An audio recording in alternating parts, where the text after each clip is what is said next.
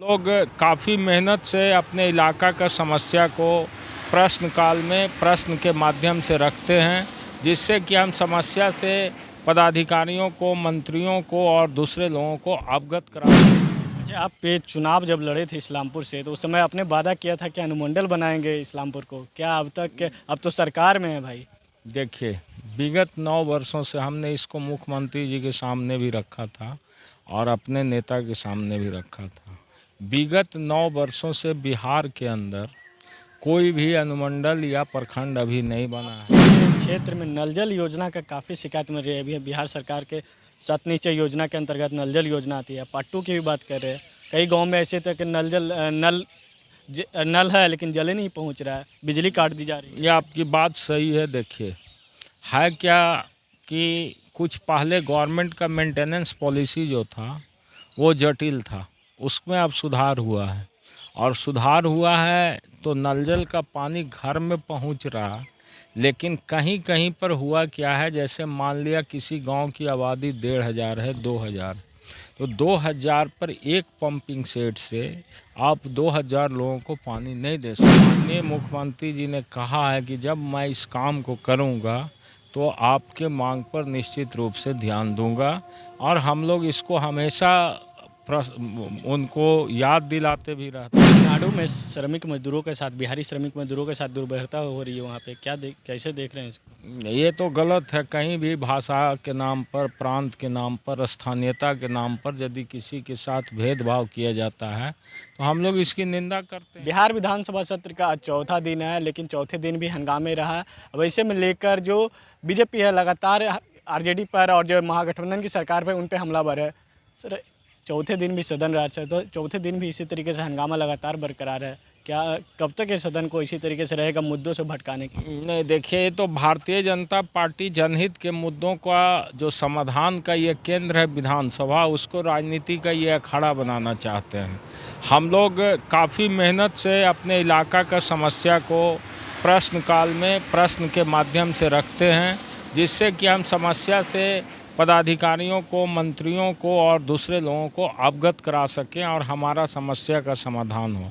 लेकिन ये प्रश्न काल को ही हमेशा बाधित कर देते हैं, और प्रश्न काल बाधित होने से पूरे बिहार की जो खास करके 12 करोड़ आवाम का जो हम लोग प्रतिनिधित्व कर रहे हैं, उसकी समस्याओं का निदान नहीं हो पाता है।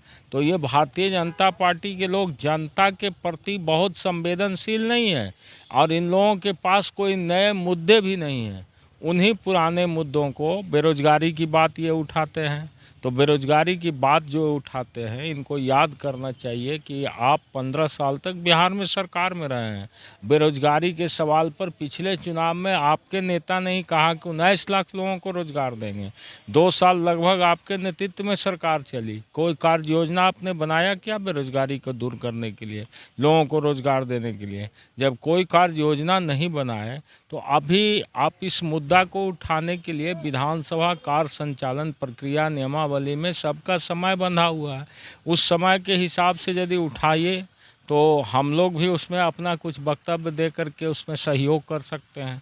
लेकिन इनका वो मकसद नहीं है, समस्या का निदान मकसद नहीं है। अपने आप को कैसे हम चर्चा में रखें, इसके लिए ये पूरे विधानसभा के जनहित के मुद्दों को ना उठा करके एक राजनीतिक अखाड़ा बना करके राजनीतिक मंच बनाना चाहते हैं। तमिलनाडु में श्रमिक मजदूरों के साथ, बिहारी श्रमिक मजदूरों के साथ दुर्व्यवहार हो रही है वहाँ पे।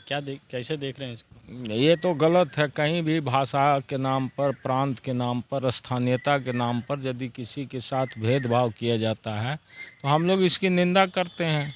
वहाँ के लोग भी हमारे यहाँ हैं, तो ऐसा तो नहीं है। ये भारत है, भारत देश है, इसमें सभी जगह के लोग, 28 प्रदेश है हमारा, 9 केंद्र शासित प्रदेश है, सब जगह के लोग रह रहे हैं।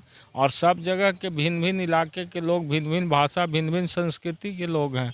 तो भारत माता की यही खूबसूरती है। और यदि कहीं पर इस तरह से भाषा के नाम पर, क्षेत्रीयतावाद के नाम पर यदि किसी को तंग किया जाता है तो हम इसका विरोध करते हैं। अच्छा, आप पे चुनाव जब लड़े थे इस्लामपुर से, तो उस समय आपने वादा किया था कि अनुमंडल बनाएंगे इस्लामपुर को। क्या अब तक, अब तो सरकार में है भाई।